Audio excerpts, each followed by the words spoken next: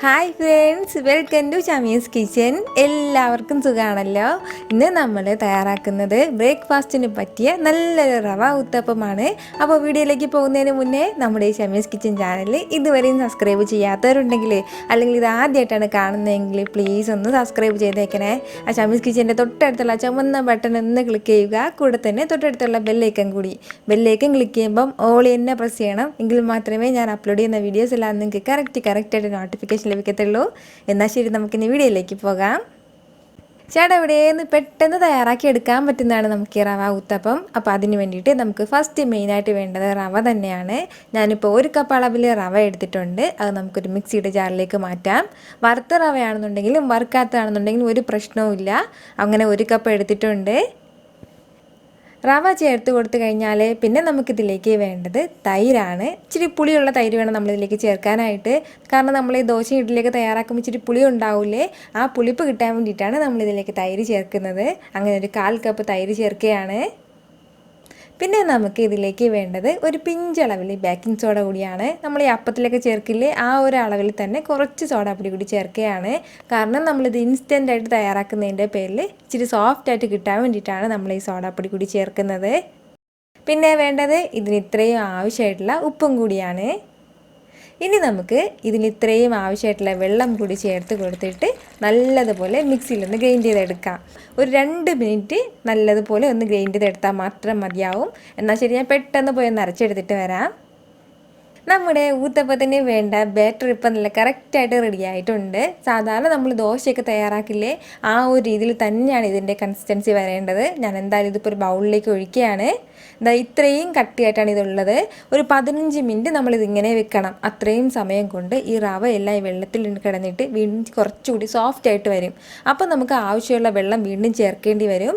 അങ്ങനെ വെള്ളം ചേർത്തിട്ട് നമ്മുടെ ദോശയൊക്കെ തയ്യാറാക്കില്ലേ, ആ ഒരു ബാറ്ററിൽ ഒന്ന് കറക്റ്റായിട്ട് തിക്കായിട്ട് എടുത്താൽ മാത്രം മതിയാവും. ഒരു 15 മിനിറ്റ് കൂടി ഒന്ന് റെസ്റ്റ് ചെയ്യാൻ വെച്ച് കഴിഞ്ഞാൽ പിന്നെ നമുക്കിത് പെട്ടെന്ന് തന്നെ തയ്യാറാക്കിയെടുക്കാം. ഞാനിപ്പോൾ ഒരു ദോശത്തവ അടുപ്പത്തേക്ക് വെച്ചിട്ടുണ്ട്. അത് നല്ലതുപോലെ ചൂടായിട്ട് വന്നിട്ടുണ്ട്. ഇതിലേക്ക് ഒരല്പം ഓയിൽ പുരട്ടി കൊടുത്തിട്ടുണ്ട്.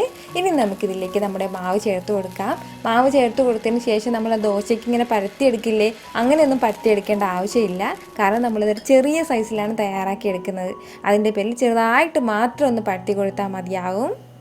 പ്രത്യേകം ശ്രദ്ധിക്കേണ്ട ഒരു കാര്യം എന്ന് വെച്ചാൽ ഈ ടൈമിലെല്ലാം ഫ്ലെയിം നല്ലതുപോലെ കുറച്ച് വേണം നമ്മൾ വെച്ചിരിക്കാനായിട്ട്. ഇനി നമുക്ക് ഇതിലേക്ക് ചേർത്ത് കൊടുക്കേണ്ടത് കുറച്ച് സവാളയാണ്. ഞാനിപ്പോൾ ഒരു സവാള ചെറുതായിട്ട് അരിഞ്ഞിട്ട് വെച്ചിട്ടുണ്ട്. അത് ഇതിന് മുകളിൽ ചെറുതായിട്ടൊന്ന് സ്പ്രെഡ് ചെയ്ത് കൊടുക്കാം. പിന്നെ വേണ്ടത് തക്കാളിയാണ്.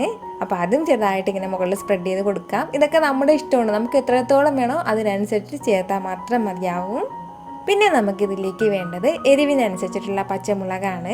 അപ്പോൾ കുറച്ച് പച്ചമുളക് ചേർത്ത് കൊടുക്കാം.